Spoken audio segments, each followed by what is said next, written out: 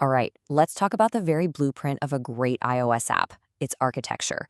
We're going to dive deep into how to properly structure your view controller hierarchies, because let me tell you, this is the key to building apps that are solid, scalable, and pretty much bug-free. So, be honest for a second. Have you ever opened up a UI file, scrolled through thousands of lines of code, and just felt completely lost? You know, like you're in a tangled web of views and delegates and callbacks? Yeah, we've all been there. It's a huge developer pain point. But hey, don't worry, there is a much better way. The secret isn't just about cranking out more code. It's about building with a real plan.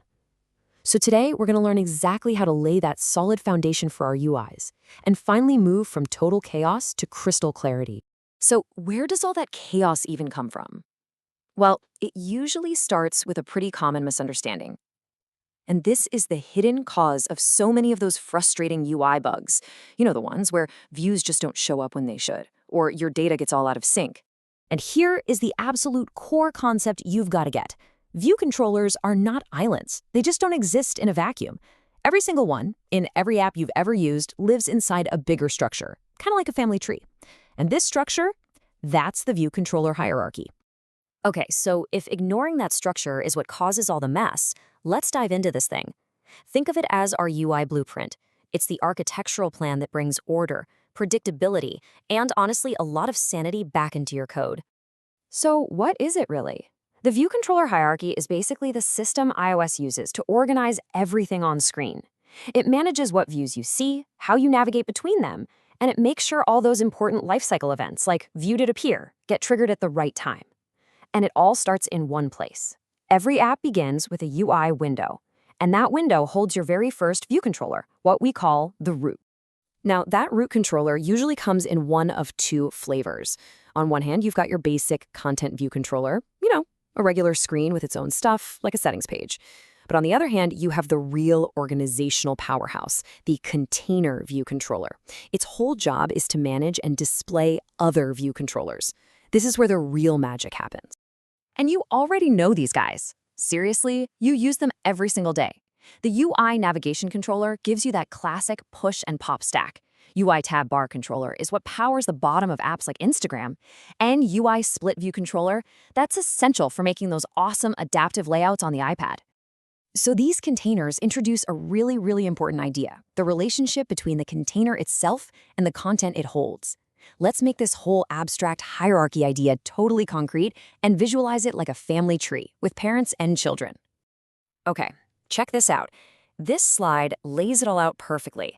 At the very top, you've got the app's UI window. Nested right inside that is our root controller, a UI navigation controller, which acts as the parent. And what does it do? It holds, or owns, two children, the home view controller, and, once you tap on something, the details view controller. See how the navigation controller is totally in charge of them? And that right there is the whole key. A parent view controller owns and manages its children. It's responsible for putting them on the screen and, most importantly, making sure their lifecycle events get called correctly.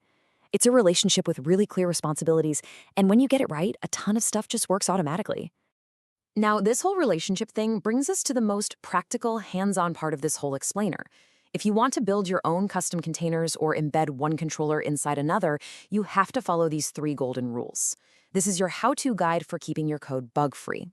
And I'm not kidding, you really have to listen up here. Skipping these steps is a guaranteed recipe for disaster. It leads to lifecycle methods not being called, views showing up all wrong, and just all sorts of weird, unexpected behavior that is an absolute nightmare to debug later on.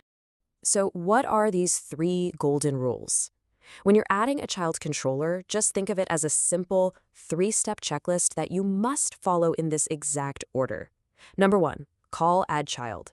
This is you formally telling the parent, hey, this is your new kid. Number 2, add the child's view as a subview so it actually appears.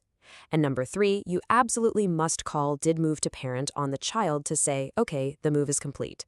That's it. Check. This 3-step process isn't just some random thing you have to memorize. Think of it as a contract with UKit. When you follow these steps, you're guaranteeing that all the internal machinery fires off correctly.